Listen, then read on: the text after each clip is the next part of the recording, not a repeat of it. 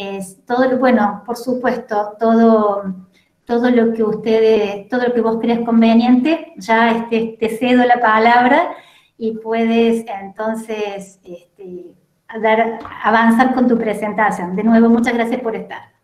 Bueno, ¿qué tal? Muy buenas tardes a todos. ¿Se escucha bien? Sí. Se escucha bien, perfecto. Bueno, no, ya abundaste en la presentación. Yo diría directamente volcarme a lo que quería compartir, lo que quería discutir y lo que quería pensar junto a ustedes, que es el tema del consumo en niños y adolescentes. Por acá, ¿se ve bien la pantalla? ¿Sí? Se ve bien. Perfecto. Entonces comienzo. Comenzamos. Un poquito a pensar y bueno, algunas consideraciones preliminares. La presentación utilizo el género gramatical masculino, pero simplemente para simplificación del discurso, pero tengo en cuenta la complejidad que implica todo lo que es diversidad de género. Y después, no hablo de consumo problemático de sustancias, porque en la infancia y en la adolescencia considero que todo consumo es problemático. Dicho esto, más o menos de lo que vamos a hablar. Vamos a hablar digamos, del siglo XXI, cómo se consolidan nuevas formas de crianza que ya habían comenzado en el último venteño, digamos, del siglo XX. Después vamos a presentar un poquito la epidemiología del consumo de sustancias en infancia y adolescencia en Argentina. Vamos a hablar de la demanda actual de tratamiento en niños y adolescentes. Vamos a dar algunas recomendaciones y tratar de pensar el camino a seguir. Bueno. Este primer título es un poquito provocador. Nuevas formas de crianza, nuevas formas de orfandad en nuestras ciudades, ¿no? Nosotros, sobre todo los que vivimos en metrópolis, ustedes en Córdoba, yo en Buenos Aires, Mendoza, etc., nosotros sabemos que han cambiado profundamente las formas de socialización de los niños. Los niños pasan gran tiempo frente a las pantallas, digamos, y si no, en ambientes que son no del círculo familiar. Entonces, sobre todo lo que es el espacio de Internet, el ciberespacio, ha pasado a ser el principal socializador de estas generaciones. Los juguetes de pantalla se usan desde muy breve edad. Podemos pensar que ya desde el escaso año ya tenemos los chiquitos con sus primeros juegos de pantallas. Todos sabemos lo hábiles que son para manejarlos. Y bueno, ¿qué problemas trae esto, digamos? ¿Qué problemas trae sobre todo que la oferta esté casi centrada y que sea unívoca hacia el juguete de pantalla? Bueno, los juguetes de pantalla se consumen por poquito tiempo y se descartan, ¿no? El chico está aprende la posibilidad de interacción que ofrece el juego, lo repite algunas veces y es fácilmente descartado. Olvidemos el problema ecológico del plástico, ¿no? Pero bueno. Estos juegos, justamente, tienen automatizado la posibilidad de juegos repetitivas, sobre todo en los chicos más chiquitos. Hay juegos ya de adolescentes grandes o de adultos mucho más elaborados, pero estos juegos con los que el niño empieza a interactuar, digamos, prescinden de la creatividad. Fíjense ustedes que las opciones de juego están dadas por el juego. A diferencia de digamos, lo que era, pensemos, hasta, calculemos, 1990, pongámosle, 1980. Digamos, el juguete era muy importante porque ofrecía, primero había un juguete construido, ¿no? Una herramienta que servía para representar una fantasía, una idea del niño. El niño, digamos, con cualquier material, armaba una representación simbólica y la plasmaba en esos juguetes. O si no, tomaba un juguete y con ese juguete reproducía escenas que él mismo creaba en su mente, solo o en interacción con otros nenes, ¿no? Esto, digamos, implicaba una búsqueda activa en el nene de sus ideas, de sus deseos, ¿no? Con un fuerte contenido de elaboración de sucesos buenos y no buenos y de todo tipo, ¿no? Porque en ese espacio, en ese escenario, ¿no? El niño jugaba su mundo interno. ¿no? Y construía aquello que necesitaba para jugar su mundo interno. El juguete de pantalla obtura este proceso, ¿no? Tienes un modelo de satisfacción inmediata. ¿Ves? Si antes queríamos hacernos, no sé, algo, un vasito y no sé qué, o cualquier cosa para jugar, teníamos un tiempo en la construcción, un tiempo de pensamiento interno y con otros en la construcción de ese objeto para hasta llegar y amoldarlo a lo que se quería expresar, digamos, ¿no? Y después utilizarlo en conjunto. La pantalla, los jueguitos de pantalla, estos sobre todo de la primera y segunda infancia, tienen un modelo de satisfacción inmediata, ¿no? Tengo uso, por eso el chico lo descarta rápidamente, que es lo que decíamos hoy, ¿no? Acá hice una anotación en relación a que el niño tiene la impresión de ser libre, que hace lo que quiere con el juguete, pero con el juguete de pantalla no se hace lo que quiere. Se puede hacer solo lo que el juguete propone y para lo que estuvo pensado el juguete, y para lo que estuvo pensado por otros, y por un adulto. Entonces acá empezamos a encontrar formas de atravesación a través del juego del juguete, de socialización, muy distintas a las de las generaciones antecedentes, ¿no? Bueno, obviamente el chiquito aprende que rápidamente el jueguito que ofrece y lo descarta, ¿no? Entonces el chiquito se vuelve un consumidor activo, ¿no? Un consumidor activo de todas estas pantallas, ¿no? Un consumidor activo, pero que está muy pasivo físicamente. Y este es otro gran cambio que tenemos en las formas en las que los chicos crecen actualmente. Se mueven poco. La pantalla exige estar quietos para jugar el juego que propone la pantalla. Entonces, el niño tiene una pasividad física muy, muy importante y suprime la experiencia corporal. Este es otro tema que también vamos a ver cuando estas generaciones crezcan, digamos, el impacto que va a tener en la configuración del esquema corporal, etcétera, todavía no lo sabemos, ¿no? Porque esto está sucediendo en este momento. El cuerpo, digamos, es ajeno al juego. Este cambio es muy, muy importante, porque el cuerpo antes era el principal vehiculizador de los deseos, pensamientos y actitudes de los niños, ¿no? Acá todo se juega adentro de una pantalla que establece cuál va a ser el juego a ser jugado.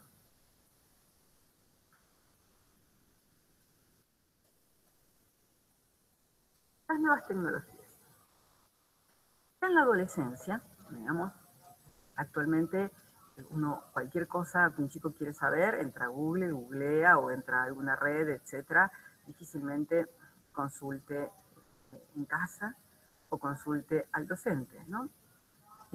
Entonces, todo lo que era la transmisión de modelos y lo que eran las instituciones primarias, la primaria de socialización, que era la familia, y la secundaria, que era la escuela, como fuentes de modelos, empiezan a quedar en un segundo plano, ¿no?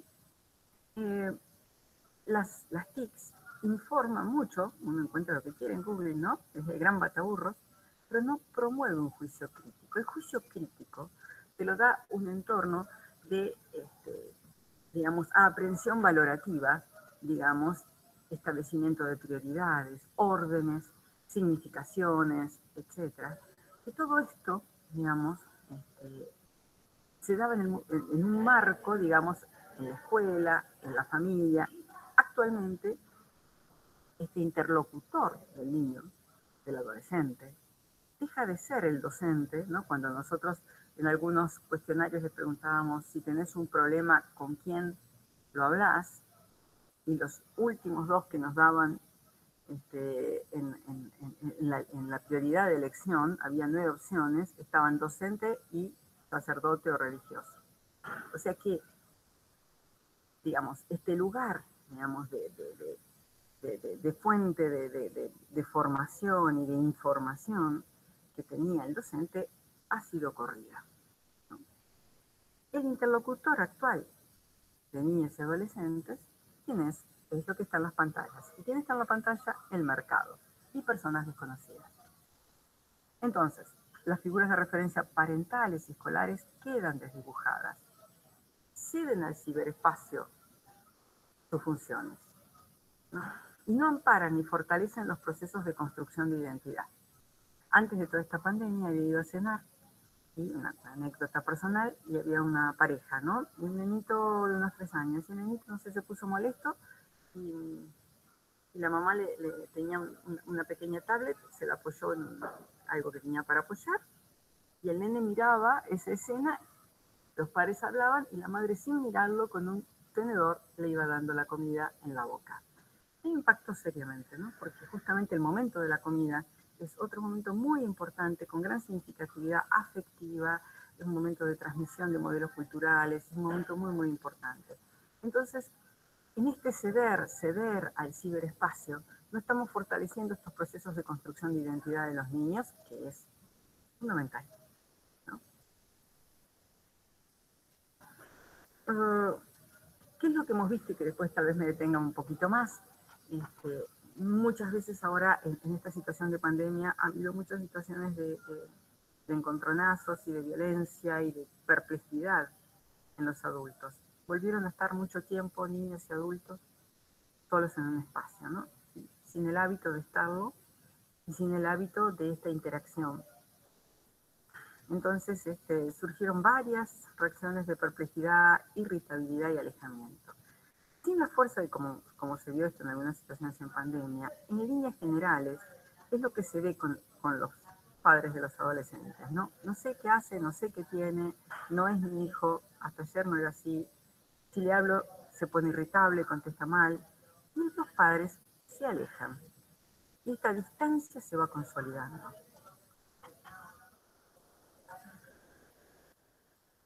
En síntesis puse, adultos se buscan. Bueno, entonces, el mundo infantil y adolescente incorpora reglas que no provienen ni de la familia ni de la escuela, sino de las pantallas, del mercado o de otros que deslegitiman el universo simbólico de los adultos de referencia. Miren, hay un análisis muy interesante que hizo un investigador que se llama Levin sobre las propagandas de juguetes. Y analiza por diseño cómo era la publicidad de los juguetes en la televisión, por ejemplo, ¿no? Toma varias publicidades de juguetes de los 80 y en las publicidades el locutor muestra un autito, qué sé yo, que anda y dice, señor papá, señora mamá, la síntesis es esta, ¿no? Este autito es muy importante porque aparte cambia de color según lo que hace el chico, no sé, estimula su inteligencia, cualquier cosa, lo divierte, no es peligroso, bla, bla, bla. O sea que la publicidad del juguete estaba dirigida hacia los adultos tutores de los niños. En los años 90, se hace también un recorte de análisis de varias publicidades, y la publicidad empieza a hablar en impersonal, ¿no? Compre el juguete, compre tal juguete. El juguete tal es muy bueno, estimula la inteligencia de los niños y estimula no sé qué cosa. Tal es el mejor juguete. Pero no está definido, digamos, quién es la población objetivo del mensaje. Ya no son más los padres, queda indiferenciada. Y en los 2000, las propagandas de los juguetes empiezan a dirigirse a los niños, ¿no? Entonces dicen, mirá, este autito hace tal cosa, hace tal otra, y además te divertís, y además no sé qué cosa. Pedí que te compren este autito. O sea, ya el mercado se dirige directamente al niño, ¿no? Y esto no es una casualidad, esto es todo un proceso que se viene dando, ¿no? Sobre todo en los últimos 30 años. Entonces, bueno, los adultos abandonan niños y niñas frente a pantallas que reproducen la lógica del consumo. Lo que te va a producir placer viene del mundo exterior, tiene un efecto placentero efímero, pero no te preocupes que enseguida va a venir otro. Por eso hablo de la lógica del consumo constante de estímulos externos. ¿Y por qué hablo de esto? Porque lo voy a relacionar después con el consumo de sustancias. Entonces se consolida la lógica de la satisfacción inmediata de deseos a través de objetos externos, ¿no? Y lo que estuvimos hablando hace un ratito, se generan parámetros evanescentes de relación entre niños y adolescentes y los adultos de referencia.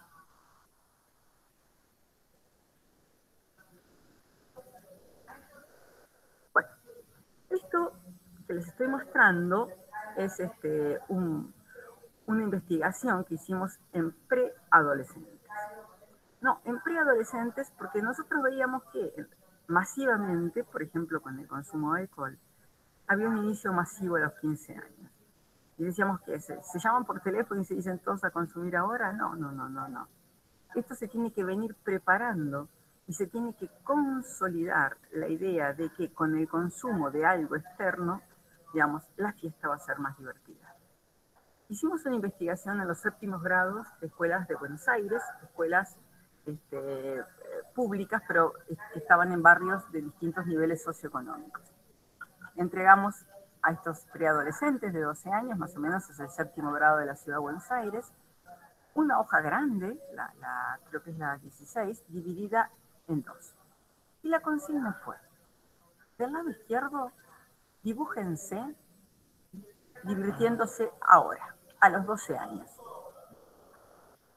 Hicieron el dibujo, cuando lo terminaron dijimos, ahora del lado derecho, dibújense como se imaginan divirtiéndose a los 16 años, un año después de lo que sabemos que es el inicio masivo del consumo de alcohol. Fue muy interesante porque, digamos, en los dibujos, acá puse uno de ejemplo, en los dibujos ¿cómo te divertís ahora? Digamos, acá hay un nene que es Pablo, que está por hacer un gol, ¿no? Entonces estás divirtiéndose, jugando un partido con los amigos, él es un crack, va a hacer un gol. Los dibujos de las nenas, teníamos muchos dibujos de las nenas paseando, las nenas son nenas de 12 años, tiradas en una cama charlando, o en un cumpleaños, etc. Entonces, la idea de la diversión a los 12 años se centraba en estar en relación con un otro haciendo algo que los divertía a todos por igual. Cuando pedimos del lado derecho decir cómo te imaginas divirtiéndote a los 16 años, vimos que en el 98% de los casos apareció la botella o el alcohol. Acá vemos que Pablo escribe algo muy interesante porque arriba pone en algún lado. O sea, ya no sabe contextualizar dónde está la dirección, pero hay una bola de boliche, hay parlantes, eso es un boliche, ¿no? Y él está con una lata de cerveza o algo así de un lado y con un cigarrillo del otro, ¿no? Esto fue muy interesante porque traje uno, pero en todos los dibujos, en casi todos los dibujos, los chicos están solos con la sustancia. Alcohol en casi todas, en algunos alcohol y tabaco. Entonces, antes estaba con otros y ahora estoy con estas sustancias, legales, pero estoy con la sustancia. Garantizando, les dijimos cómo te vas a divertir, garantizando la diversión.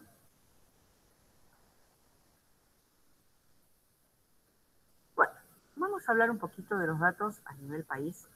Por la población tenemos de 12 a 65 años. Este es el estudio que se hizo en Cedronar 2017, donde se tomó población general. La muestra fue por los 3 niveles socioeconómicos en ciudades de todo el país de más de 80.000 habitantes. La muestra fue muy amplia, digamos, tiene una representatividad de 19 millones de personas, tanto que permitió hacer el corte por provincia. Si ustedes entran a la hoja del Observatorio Argentino de Drogas, se pueden bajar los estudios, digamos, los datos de consumo en el 2017 en Córdoba, vi que había gente de La Pampa o de la provincia que a ustedes les interese. Bueno, entonces, esto es más o menos la distribución de toda la gente que fue encuestada con la proyección que tuvo. Es una encuesta a hogares, se va a los hogares, la selección es probabilística. ¿Sí? Diagnóstico de situación. Bueno.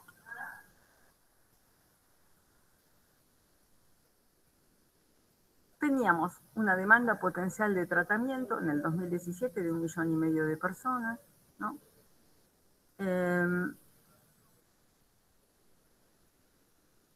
Un gran grupo, digamos, el 8.9 había solicitado ayuda. Teníamos un consumo problemático, por ejemplo, cuando nosotros vemos las grandes ciudades, que son Cava, Córdoba y Santa Fe, se llevaba el 62% del país, ¿no? Entonces, grandes ciudades, el 17% de esta población es menor de 18 años, de la que estamos hablando. Grandes ciudades, donde la vida metropolitana tiene, digamos, niveles de consumo altos que llevan a que la demanda de tratamiento empiece a edades tempranas, ¿no? Y una dijo Gabriela que ella va a hablar un poquito sobre la parte teórica del consumo, ¿no? Pero bueno, yo les recuerdo esto nomás. Hay algo que se llama la teoría ecológica en epidemiología del consumo de sustancias y que dice que básicamente el fenómeno de consumo tiene tres instancias que lo circunscriben y lo definen, ¿no? Que es un contexto social, una persona que consume y una sustancia. O sea, tiene que haber disponibilidad de sustancias, tiene que haber una persona con ciertas vulnerabilidades para que ingrese en determinados circuitos de consumo, y tiene que haber un contexto social y una tolerancia que permite o admite que consumir no sea visto como tan terrible. Como vimos los chicos ya a los 12 años, sabían que se iban a divertir consumiendo a los 16. ¿No? Esto es un fenómeno de tolerancias sociales como un imaginario colectivo, ¿no? En el que organizan nuestras acciones, ¿no? Esto es lo divertido, esto es lo aburrido, esto es lo lindo, esto es lo feo, ¿no? Y básicamente tenemos una pirámide que nos da aproximadamente con comportamiento de riesgo un 60% de los chicos, con consumo perjudicial alrededor de un 27% y con problemas realmente ya de dependencia severos un 3%.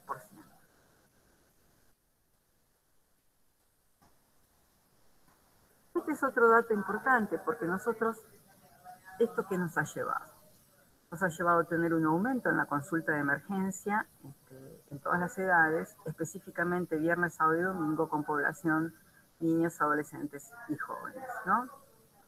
Tuvimos más o menos a nivel país un 18% de los accidentes de tránsito relacionados con el consumo de sustancias, el 60% de las situaciones de violencia relacionadas con el consumo de sustancias, ¿no? Y un 36% de la población, digamos, que está con consumo sin cobertura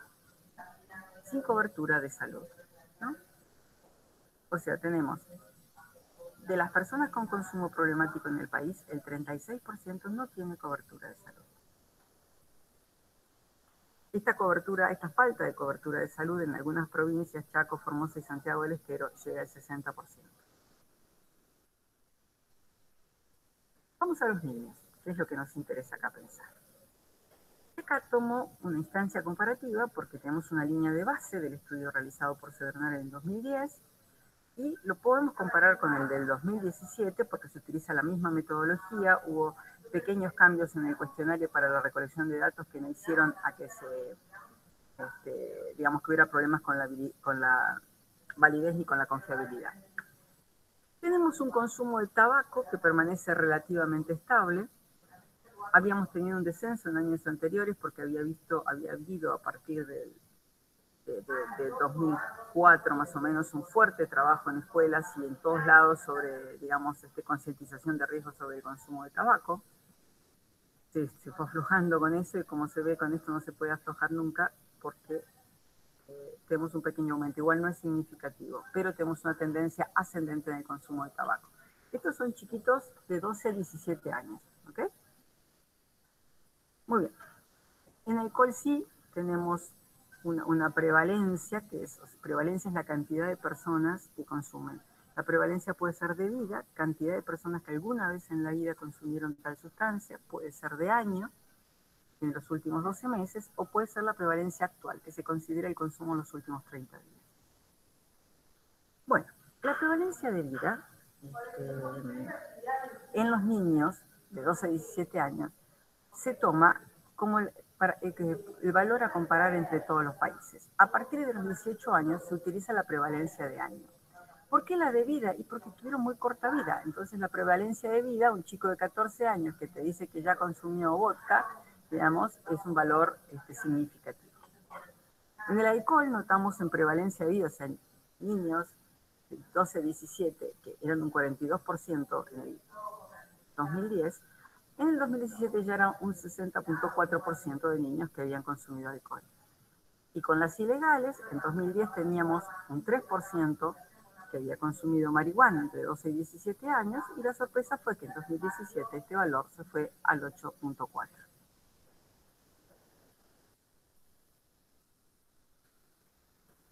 Con otras sustancias, si bien los niños y adolescentes que consumen cocaína son pocos, tuvimos un aumento en cocaína.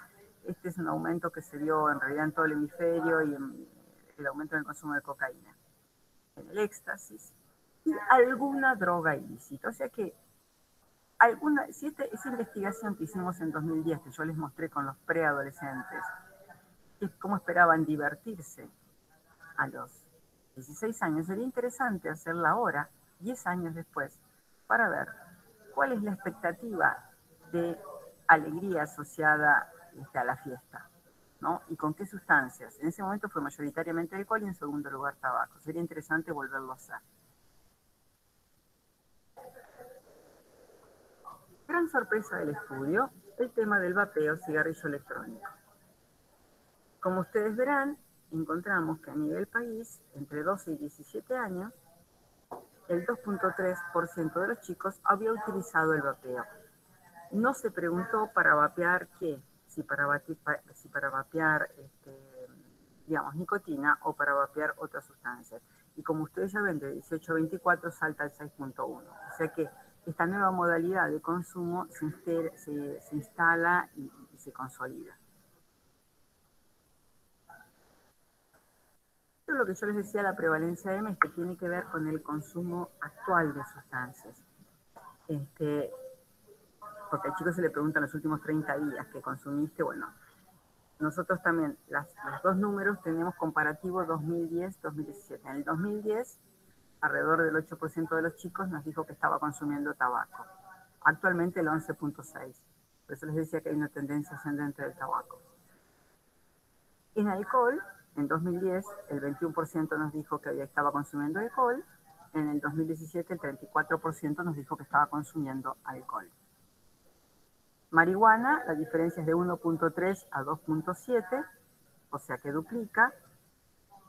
Cocaína, bueno, en prevalencia actual no da un número significativo. Y alguna droga ilícita, alguna, va del 1.5 al 2.7.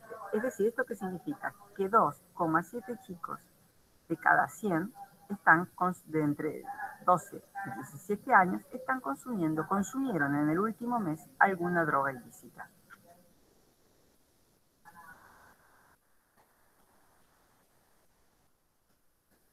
Pero vamos específicamente al tema del consumo de alcohol en los más chiquitos. En los últimos 12 meses, esto es lo que yo les dije que se llama prevalencia de año, o sea, todos aquellos que consumieron, en este caso, alcohol el último año, según 1 o 2 tragos, por género y tramo de edad. Miremos 12-17 años. En 12-17 años tenemos que el 50.4, es decir, 50 chicos de cada 100 chicos, entre 12 y 17 años, en el 2017 había consumido entre 1 y 2 tragos de alcohol. Tenemos una prevalencia mayor en los varones de 62.4 y en las mujeres 43.3, que da esa media de 50 chicos de cada 100. Fíjense cómo, digamos, esta iniciación en el consumo, digamos, se parifica, iguala, etcétera, a los adolescentes más grandes y jóvenes. Son 5 o más tragos en una misma ocasión. Bueno, ustedes saben que hay medidas internacionales de lo que es el abuso de drogas. En relación, hay algunas, por ejemplo, el alcohol, se consideran 60 gramos de alcohol. 60 gramos de alcohol están constituidos por 5 tragos de 12 gramos de alcohol cada uno. ¿Qué se considera un trago? Una cerveza de 300 mililitros, un vaso de vino al estándar, o la medida de vodka, whisky o lo que fuera de bebida fuerte. Si no tiene la misma graduación, el vodka puede ser de acá o de Rusia, no importa. Se le adjudica una media de 12 gramos de alcohol por trago, ¿no? Entonces, con 5 tragos son chicos que hicieron abuso de alcohol en una misma ocasión, de 12 a 17 años. La mitad no lo hizo nunca. En el último mes, ¿quién lo hizo? Nosotros tenemos que una vez lo hizo el 14%, consumió 60 gramos de alcohol en una ocasión. 2 veces en el último mes lo hizo el 11% y 3 o más, que es el típico consumo de fin de semana, el 22%. Ustedes tienen que pensar que 60 gramos de alcohol en un cuerpo en formación y en un cerebro en formación es muchísimo. Por eso justamente vemos tanta intoxicación aguda y tantos chicos acudiendo, digamos, que terminan en una guardia. Digamos, ¿cómo va a pegar esto? Por supuesto tiene relación el peso, no es lo mismo un adolescente que pesa 70 kilos que una adolescente que pesa 45. Obviamente los 60 gramos impactan diversamente de acuerdo a la masa corporal, pero también de acuerdo al estado del hígado y un montón de situaciones, si comió, si no comió, etcétera, digamos, como para que tengan este efecto, lo que llaman la morbilidad, que un chico caiga con una intoxicación aguda.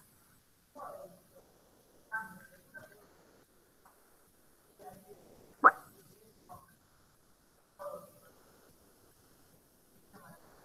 población con esto sea consumo episódico de alcohol que se emborrachó 3 o más veces por género y por tramo. Estos ya se emborracharon, reconocen haberse emborrachado. Los otros decían, no, yo me tomé 5 tragos, pero no de borrachera. Acá hay que decir, no, yo me emborraché. Entonces tenemos que el 11% de los chicos, 11 de cada 100 chicos de 12 a 17 años, dice, yo me emborraché, ¿no? Y esta medida es muy alta, porque fíjense que salvo que es más alta en 18 a 24, después está por encima de todas las otras franjas etarias. Tenemos más borrachera que en el grupo etario de 25 a 34, de 35 a 49.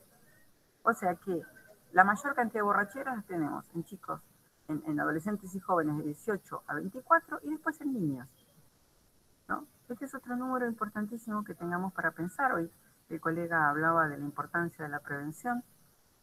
El Colegio de Psicólogos de Córdoba habla de la importancia de la prevención. Bueno, esto acá hay muchísimo para hacer en prevención.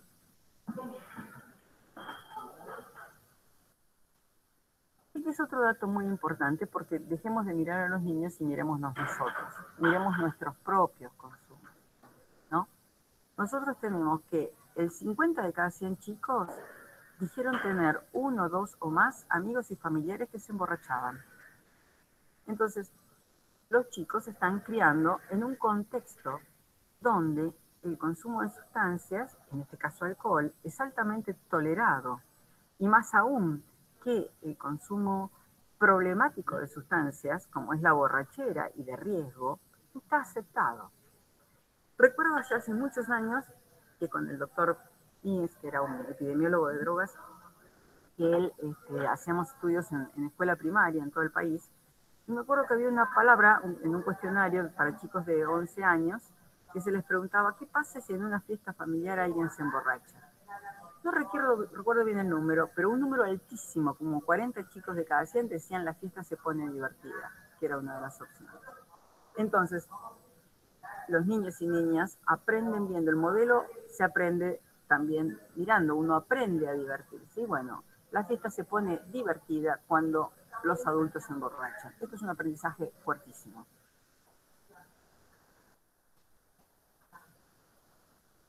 ¿Qué pasa en relación a marihuana?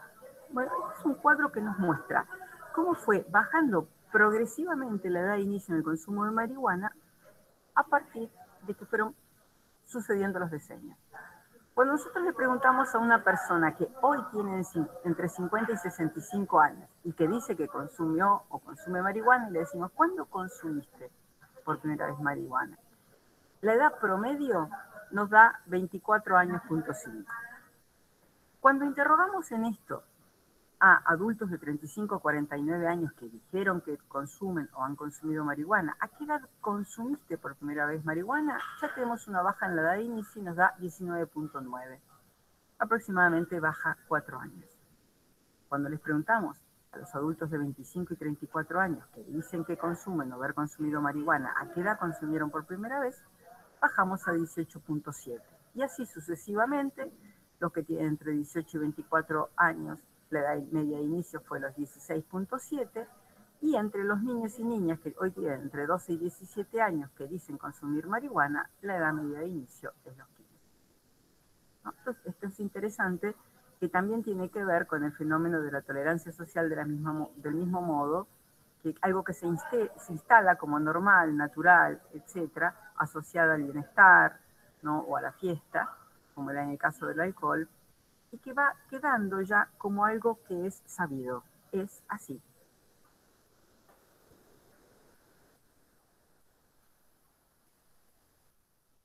Bueno, los resultados del estudio que les estaba contando, por ejemplo, voy a tomar otro, el de Cava, el de la Ciudad de Buenos Aires 2015, ¿no?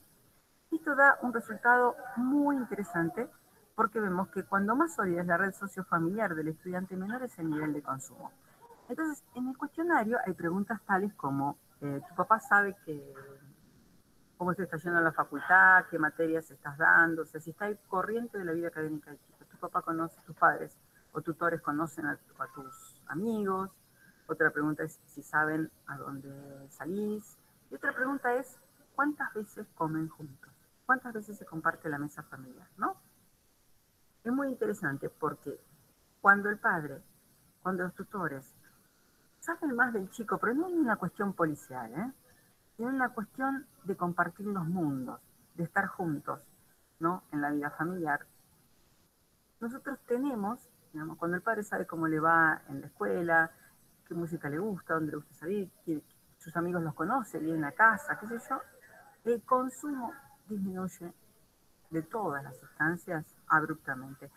Y también cuando la mesa familiar, el corte es, se comparte más de 2 veces por semana. Como yo hoy les decía, el hábito de la comida, por eso me impactó tanto ver cómo esta mamá, sin mirar al nene, le daba el tenedor en la boca y él estaba con la pantalla. El momento de la comida es un momento muy importante de interacción, digamos, de un momento donde se genera empatía. A través de la comida se genera mucha empatía, se genera, uno se sosiega en ese momento, hay mayor capacidad de escucha, ¿no? Y es un momento de estar todos juntos haciendo algo bueno para todos juntos, ¿no? Cuando se come. Entonces vimos eso, que cuando el cuidado, la guía, el amparo del adulto cuidador está presente, esto es un factor de riesgo para el consumo de sustancias en los adolescentes.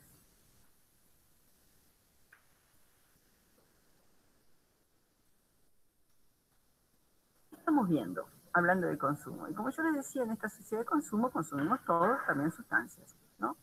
Porque también los adultos, cuando decían mirémonos un rato, tenemos una pastilla para subir, otra para bajar, otra para relajarnos, otra para no sé qué cuánto. O sea, nosotros también hacemos una modulación química externa de nuestras emociones, ¿no? Bueno, y en este consumo que decíamos excesivo de las pantallas, tuvimos un aumento de las consultas por alteración del ritmo circadiano, ¿no? Que es el ritmo de sueño-vigilia. Los niños empiezan a dormir de día y a estar despiertos de noche, y en el apetito, con sobreingesta, comiendo todo el tiempo mientras está en la máquina, o baja ingesta sin comer nada, porque durante el día se duerme, que es cuando se come, y a la noche picotea algo, ¿no? Nosotros sabemos que, estoy hablando de niños y adolescentes que están en pleno crecimiento corporal y pleno crecimiento del cerebro. Nosotros van a tener a Baller, a Rubén Baller, que es una persona que sabe muchísimo de esto, pero el desarrollo del cerebro, del segundo cerebro, se completa después de los 20 años. O sea, las únicas diferencias que hay en esto es que unos autores dicen a los 20, otros a los 23 y otros a los 25. Pero después de los 20. Tanto es así que la Organización Mundial de la Salud dice que un niño adolescente no hay que consumir hasta los 20 años, no tiene que consumir hasta los 20 años ninguna sustancia psicoactiva porque, digamos, obstaculiza, intercede o perturba el desarrollo de la red neuronal. Bueno, ¿y qué entendemos por lo que es el uso excesivo de las nuevas tecnologías, ¿no? Entonces puse una definición acá, se entiende por uso, es un uso compulsivo, repetitivo, prolongado, con incapacidad para controlar o interrumpir la actividad y con consecuencias sobre la salud, como las que recién nombramos. La vida familiar, el deseo y las funciones cognitivas. Los chicos se vuelven lo que se llaman apáticos y abúlicos, ¿no? Desinteresados y sin ganas. Y las funciones cognitivas porque es un estímulo constante el que produce la pantalla, sin los espacios que necesita de descanso, etcétera. Y bueno, los neurofisiólogos saben explicarlo mucho mejor que yo, ¿no? Pero esto es así. Y después, algunos puntos, porque tenemos otros niños que son niños de acuerdo a nuestra legislación. Dice que en Argentina todo niño es niño hasta los 18 años, ¿no? Entonces, hasta esa edad, El niño hay que garantizarle todo lo que son los derechos del niño, cuidado, protección, alimentación, estudio, etc. Hay un grupo de niños y niñas que son los de calle, ¿no? Que realmente están muy lejos, tienen solamente como definición de niños tener menos de 18 años, pero después todo lo que hace, a lo que hace que alguien sea niño y no sea adulto, no se cumple para nada. Sin ser niños de calle, muchos niños y niñas consumidoras, digamos, que pasaban gran tiempo en calle, con el tema de la pandemia hizo que hubo un retorno masivo a las casas, ¿no? Acá en Buenos Aires también a los paradores, o hogares de niños y niñas, o instituciones en general de albergue de la niñez. Esto actuó como disparador de tratamiento consentido y en otros casos no consentido, porque era un niño y una niña que estaba acostumbrado a consumir todo el tiempo y obviamente cuando entra a una casa, entra a una institución de albergue de la niñez o un parador, allí no puede consumir. Entonces, hubo solicitudes consentidas de estos niños y niñas y otras no consentidas de tratamiento. Acá en la ciudad de Buenos Aires ingresaron todos a tratamiento. Después, los que ingresaban al tratamiento, si era un residencial, ningún problema, pero si era un ambulatorio, ¿cómo se daba continuidad a los niños y niñas en tratamientos por consumo de sustancias? ¿O cómo se ingresaba un nuevo niño a terapia por consumo de sustancias? Bueno, a través de las pantallas. Bueno, ahí hubo que reinventarse, reinventar las formas de interactuar, de la terapia, de jugar, ¿no? Si son niños chicos y niñas chiquitas. Pero esto requiere de celulares más o menos potentes, o de tener una buena computadora en la casa, o de vivir en un barrio en el cual hay buena conectividad, o también de vivir en una casa que permita tener un espacio de intimidad para hacer una psicoterapia. Si somos 10 en una habitación, es muy difícil que yo pueda desarrollar un espacio terapéutico cuando no tengo la intimidad necesaria, ¿no? Entonces, con estos niños y niñas consumidores hubo discontinuidad de tratamiento por estos temas y todos aquellos que tenían problemas con la accesibilidad a la conectividad. Eh, Algunos niños pudieron seguir, en los barrios populares siguieron habiendo lugares donde concurrir a tratamiento, y bueno, continuaron concurriendo.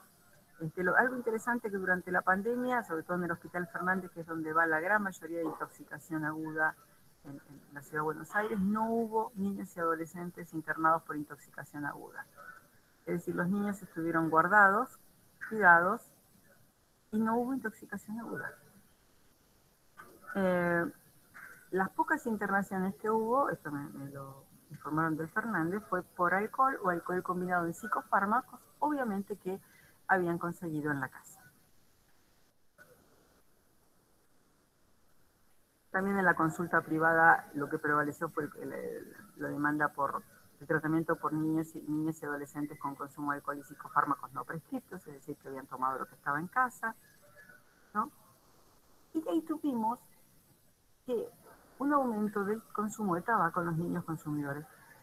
¿Por qué? Porque también acá, digamos, era un chico o una niña que estaba en general en calle, bueno, y cuando está en casa es bueno, por lo menos para pasar los nervios, déjame que consuma cigarrillos.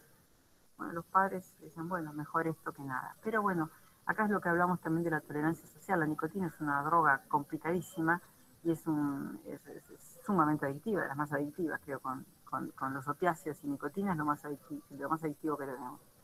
Entonces, esto no fue bueno. ¿Ya lo dije? Recomendaciones. Para no matarse en la casa, con nuestros niños y las niñas respetar más o menos la autonomía, cuando no vivimos todos en un mismo ambiente, por supuesto, ¿no? Porque el momento de intimidad, sin la pantalla, es un momento de elaboración de los estímulos estresantes y de organización interna del psiquismo. Los espacios en los que cuando el niño jugaba solo con su autito y lo movía como si estuviera en una carrera, era un momento de un silencio reparador y reorganizador del psiquismo interno del niño, ¿no? Bueno, esto ya lo dije, que el tema de la comida, que la regularidad y la cantidad de ingesta, y controlar todo lo que tiene que ver con los desfasajes en los ritmos circadianos de sueño y vigilia, ¿no? Y realmente intentar siempre que el niño revierta el sueño como mucho en 3 días, porque realmente le hace mucho daño.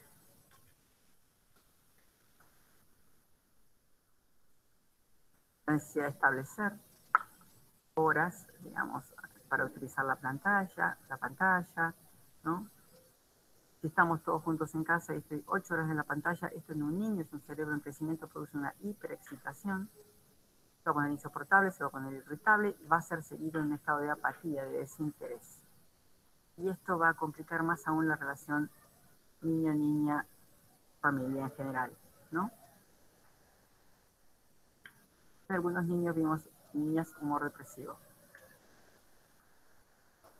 Tratar de garantizar que los niños sigan los tratamientos virtuales, ¿no? Esto es muy importante, apoyar a los padres y tutores para que estén apoyando en estos momentos el tratamiento.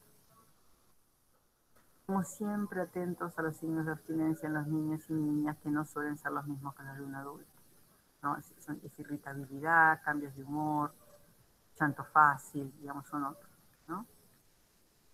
Empezar a aprovechar esta situación de pandemia para esta desconexión que hubo, digamos, para encontrarnos y conocernos, ¿no?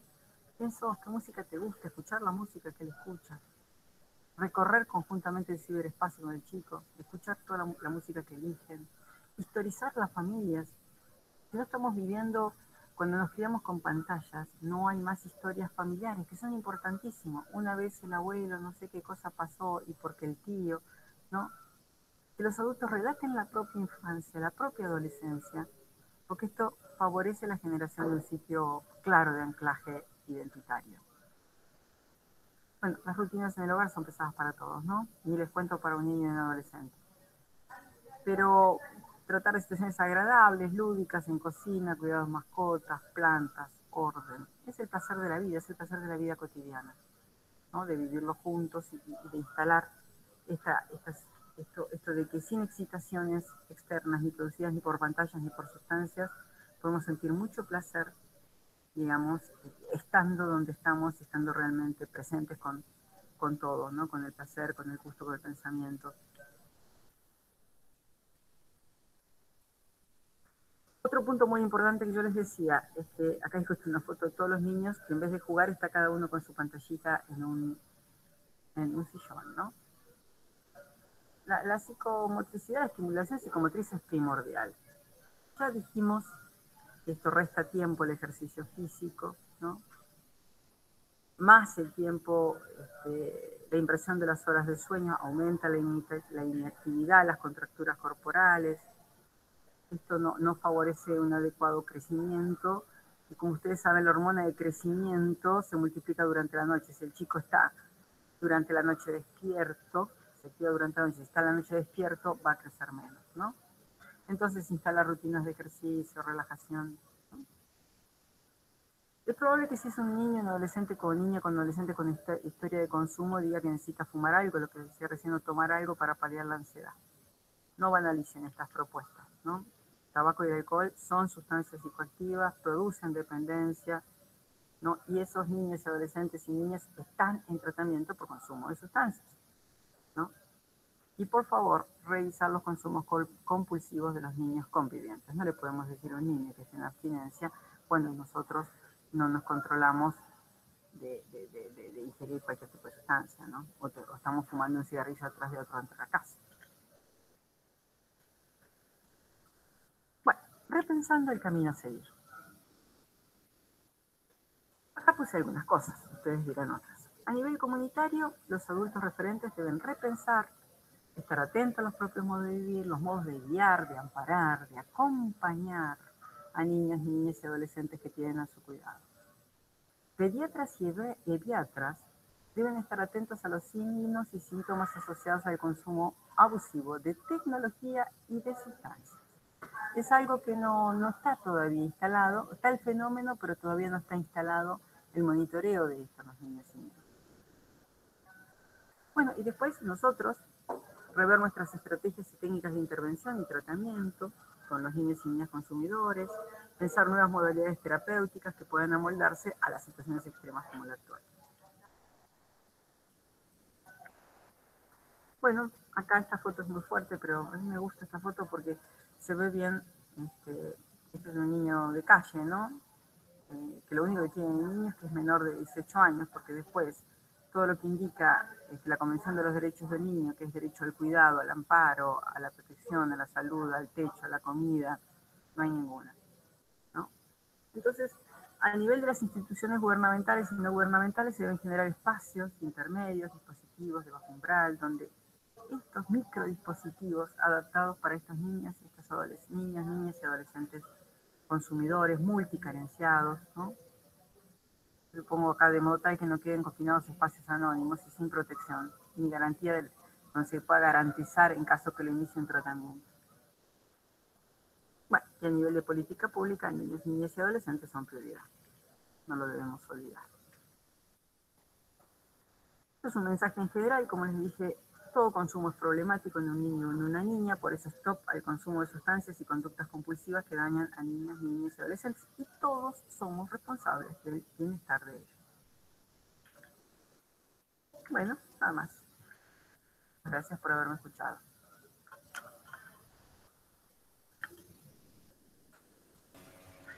Bueno, si yo tuviera que hacer algo, primero que todo aplaudiría. Muchas gracias, Verónica, por la presentación. La verdad que se escucha lo que estoy diciendo. Yo escucho. Ah, perdón. Yo escucho. Bueno, nada, estoy justamente muy interesada en la presentación que acaba de finalizar. Invito a todos los participantes a que puedan escribir alguna pregunta o comentario que quieran realizar a partir de esto que han escuchado. Y la verdad que me parece súper interesante este planteo que vos haces, Verónica, donde se liga con tanta claridad el consumo de pantallas a la actitud respecto del consumo, ¿sí? Que después se traslada también a esta cuestión de consumo de sustancias psicoactivas, ¿no? Me parece que es un foco ampliado de lo que es esta problemática que vale la pena tener en cuenta, ¿no? ¿Vos crees que las políticas públicas actuales están trabajando en la prevención de este tipo de riesgos relacionados con las adicciones tecnológicas, las adicciones sin sustancias? ¿Cómo ves este tema instalado en la agenda pública? Se está instalando, llegando siempre corriendo de atrás a la liebre, ¿no? Pero se está instalando, sí, como uno de los temas importantísimos. Sí. Pero sí llega cuando ya está instaladísimo el fenómeno, bueno, sí, pero bueno, pero llega. Se está poniendo en la agenda pública, sí. Es de verdad, acá hay algunos comentarios que dicen buenísimo, muy interesante, muy clara la presentación, muchísimas gracias. Muy linda la presentación de nuestro colega Juan Carlos Molina, me gustó bastante pensar la relación entre el consumo de pantalla como un llamado de atención a posteriores consumos, es otro de los comentarios que hace uno de los participantes. Acá hay otra pregunta, dice, ¿crees que las adicciones comportamentales se incrementaron con la pandemia? No tengo estudios, pero sí, sin lugar a dudas me arriesgaría a decir que el consumo, todo lo que es de TIC se aumentó y probablemente con los consumos abusivos de comida, también de ingesta, también puede haber habido problemas. Sí. En nosotros, nada, se está haciendo ahora que va a estar más adelante un estudio sobre el consumo en general en jóvenes que salían, no tenemos los resultados, pero bueno, depende en qué grupos hubieron problemas. Pero como ya les dije, hubo pocas internaciones por intoxicación aguda, lo cual habla de que, mal o bien, la gente se cuidó más. Bien. Bueno, sí, es todo muy nuevo y está sin duda en plena investigación, en observación, ¿no? Quizá es un poco pronto para tener una conclusión o una respuesta. Pero Nosotros desde la Ciudad de Buenos Aires se está haciendo una investigación, pero termina el campo ahora recién. O sea, vamos a tener datos en un mes, dos, que vamos a poder compartir. Ahora no. Por eso yo hablo de mi impresión desde la clínica, lo que fue pasando, desde la clínica en el público y en lo privado. Bien. Bueno, acá hay una pregunta que no parece tener una relación directa con la presentación realizada, pero en esto de poder ser receptivos a la diversidad de pensamientos y de inquietudes, la voy a trasladar lo mismo. Bueno, la pregunta es sobre qué opina la doctora, o sea, la pregunta está formulada en estos términos. Dice así: ¿qué opina la doctora sobre la propuesta de legalizar la venta y consumo de marihuana? Supongo que esto también tendrá que ver con la problemática de niños y adolescentes, ¿no? Bueno, No sé. yo estoy siguiendo muy de cerca lo que pasó en otros países, ¿no? Estoy siguiendo muy de cerca. Y dos cosas me llaman la atención. Yo A ver, entiendo la noble intención de hacer, de anular los mercados ilegales y narcotráfico y todo eso. Pero, por ejemplo, por lo que estamos viendo, por ejemplo, Uruguay tiene el THC, si no me acuerdo, permitido, cultivado por el Estado hasta el 3%. Nosotros en Argentina, nuestros niños, niñas y adolescentes están consumiendo con un THC entre el 15 y el 20, si usan flores se van al 20 y pico por ciento. Lo que se vio, no sigo California también, etcétera, que se armaron igual mercados paralelos, porque el mercado legal establece un THC máximo de 3% y se arma el mercado paralelo para la compra de la sustancia que te dé más al THC más alto. Yo creo que la solución está en trabajar fuertemente en la consolidación del juicio crítico en la gente. Porque si no, se te arma un segundo mercado paralelo, un tercero, un cuarto. No sé, eso es lo que pienso yo. wow, qué interesante tener también esta posibilidad de ir tomando en cuenta las experiencias de otros países, ¿no? Me parece que para nosotros es un beneficio poder aprender de esto, y esto que vos dices está basado en la evidencia. Ustedes, No, digamos, había mucho Amsterdam cerrando todos los coffee shops, o sea, no les resultó. A Amsterdam en dirección dice que no le resultó la política. Pero bueno, Ámsterdam, estás hablando, perdón, estás hablando de Holanda. sí, sí, estaba pensando que es donde están todos los coffee shops. Bueno, ahí están cerrando coffee shop, o sea, no les resultó. Esto no, sin hacer una cuestión ética, que bien, que mal, sale del bien y del mal, sino por una cuestión de salud pública. No tiene nada que ver con el bien y el mal, quiero aclarar. Claro, me parece importante, es muy común, así como está ocurriendo en esta ocasión, que recién empieza el curso y ya se plantea este tema, como que hay una gran preocupación en torno a estos ítems que son más conflictivos, pero vale la pena que sean tenidos en cuenta. Y esto que vos dices, o sea, por ahí la importancia de correrlos de esta cuestión del bien y del mal, y ponerlo más en términos, perdón, ¿cómo lo habías planteado vos? La salud de las personas, la salud De la pública. salud de las personas, claro. Yo no Ver pienso que, nada de eso. Y ni que hablar en niños, niñas y adolescentes, ¿no? Y ahí, eso lo va a explicar Bauler, bien, el impacto de marihuana en el cerebro es específico, pero porque es un cerebro en desarrollo. Pero, digamos, estoy pensando en adultos, ¿no? Pienso en legalización, pienso para adultos, no pienso para niños. Y bueno, y sigo las experiencias y veo que se arman otros mercados paralelos. Es como una claro, cuestión, no sé si es de los humanos, que somos así, no sé. es cierto. Claro, pero lo que también queda planteado es que los países, y estamos hablando tanto de países, lo que nosotros llamamos del mundo más desarrollado, como Europa, como países hermanos más cercanos, como Uruguay, como nosotros, como cada país está indagando en nuevas respuestas para afrontar esta complejidad, está experimentando, porque claramente no hay una receta que nos diga esto funciona y ya. No, no. Entonces se trata también de una investigación, un experimento social, y en eso me parece que quienes diseñan las políticas públicas, en este caso tu lugar también, es poder ir haciendo un seguimiento, retomar estas cuestiones basadas en la evidencia que permitan iluminar las distintas alternativas posibles a la hora de tomar decisiones, ¿no? Igual Entonces, acá estoy como personalmente hablando, no estoy como como en función de mi trabajo, ni como representante de mi trabajo. Está hablando María Verónica Brasesco, estoy dando mis opiniones personales que son mías, no son gubernamentales, son las mías. Me interrogaron a mí, yo dije mi opinión, ¿no? Qué bueno, qué bueno.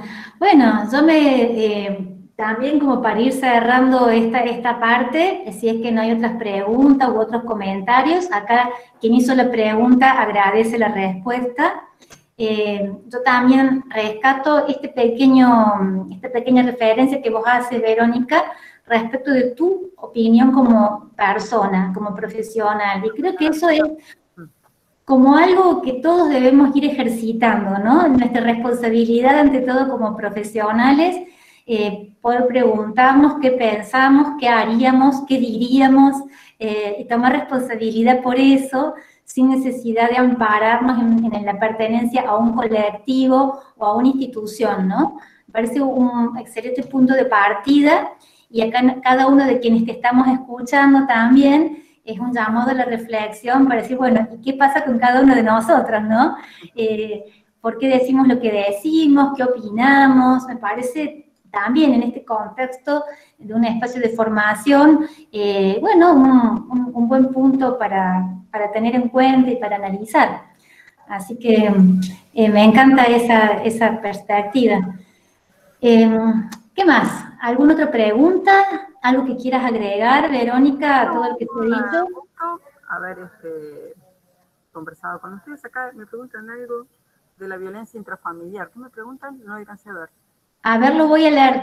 Dice así, José Sánchez pregunta, ¿puede que la presencia de la violencia intrafamiliar pueda deberse también al inicio del síndrome de abstinencia? Es decir, entiendo que si hay alguna vinculación entre la violencia intrafamiliar y que alguno de esos... La abstinencia y consumo, como vimos en los estudios de impacto del consumo en las guardias de emergencia, cuando uno levanta el subregistro, que es algo que se hace a tanto y dice, bueno, por una semana no vamos a decir, no sé, pasó, no sé, se cayó, no, decimos violencia, lo empujaron, se cayó, ¿no? Y la persona que lo hizo estaba con consumo. Cuando nosotros vemos en general todas las formas de violencia están asociadas al consumo, el 60%, quiere decir, que llegó al hospital, ¿no? Llega asociada al consumo. O sea que sin lugar a dudas, el fenómeno, tomo también las legales como el alcohol, no solo las ilegales, digamos, todas estas son psicoactivas, todas estas modificaciones del psiquismo comportan justamente modificaciones comportamentales. Y bueno, sí, los fenómenos de violencia, por los estudios nuestros, en el 60% están asociados en la guardia de emergencia al consumo de sustancias. Buenísimo. Sí, lamentablemente, ¿no? La asociación entre fenómenos de este tipo es estrecha, y por eso también creo que refuerza esta necesidad de abordar integralmente las problemáticas, ¿no? Por ahí se observa que por un lado se trabaja en lo que es violencia de género, desvinculadamente de lo que es la problemática de consumo, y acá habría algo bastante convergente, ¿no? Exactamente. Bien, bien. Bueno, ¿alguna otra pregunta? ¿No hay más preguntas? Por ahora no. Sin embargo, el que no se expresa en las preguntas, estoy segura que no expresa necesariamente la falta de interrogantes que esta presentación ha generado. Retomo lo que planteas del cuerpo en relación al consumo de pantallas. Me parece un eje fundamental, poco tenido en cuenta, porque vos asocias esta pasividad corporal con una cuestión que tiene que ver, o que lo vinculas de alguna manera a la falta de espíritu crítico, desde esta pasividad, y ese eje me parece que es imprescindible sea tenido en cuenta, ¿no? O sea, la subjetividad se construye no solamente a partir de cuestiones que pasan por lo cognitivo y lo afectivo, sino también por lo experiencial. Y esta experiencia de estar quieto frente a una pantalla donde toda la dinámica transcurre dentro de un juego, dentro de la pantalla, cuya dinámica ha sido generada por el mercado. ¿Podrías redondear un poquito más esto, decir, por qué decís que es el mercado el que ha... No, porque hay que venderlo, hay que venderlo, claro. Está pensado, ¿no? Pero bueno, la idea es esto, uno tiene un niño, una niña, un adolescente frente a una pantalla donde el juego está armado por otros, las posibilidades del juego armadas por otros y la satisfacción del juego la va a proveer otro. Entonces es como una gran mamadera. Y esa gran mamadera se puede llenar de pantalla, de alcohol o de lo que sea. Y el sujeto es pasivo, recibe la mamadera. Bueno. Es un hermoso cuadro de situación y que nos mueve a pensar. A mí me encantó esta reflexión. Te comento de un comentario casero. En este momento la cámara se ha corrido del lugar y solamente vemos un ojo tuyo. Ahí está, ahí te vemos un poquito más. Ahí está un poquito mejor. Así que, bueno, ya tenemos justo el horario cumplido, súper lindo que podamos ir llevando el ritmo de este encuentro que es muy desafiante en todo lo que hay por hacer y con este bendito modo de comunicarnos virtualmente, pero me encanta justo a Ailén Villafañe, dice, fue muy clara la explicación, muchas gracias, permite ampliar la mirada frente a lo que respecta al uso de pantallas, muy importante y debe ser considerado. Okay. Doctora María Verónica Brasesco, un gustazo de tenerla como parte de este equipo, un honor. Bueno, creo que omití decir que en la presentación, que no quería hacerla muy larga para no robar tiempo, pero ahora le digo que también ella estuvo a cargo del Observatorio de Drogas de la CEDRONAR durante algunos años, y esto también creo que reivindica la importancia de la investigación que suma a esta mirada de la complejidad que hoy nos has compartido. Así que, bueno, muchísimas gracias. Vamos a seguir en contacto, vamos a compartir los materiales que has provisto para que puedan elaborarse algunas reflexiones en los trabajos grupales. Ya te los haremos llegar para que también puedas conocer algunas opiniones. Y bueno, te despido porque me quedaría 2 horas hablando, pero hay que seguir con esto. Así que te despido, muchas gracias. Y voy a... ¿sí? Saludos a todos. Bueno, muchas gracias. Un abrazo. A los compañeros que quedan, ahora voy a invitar a que hagamos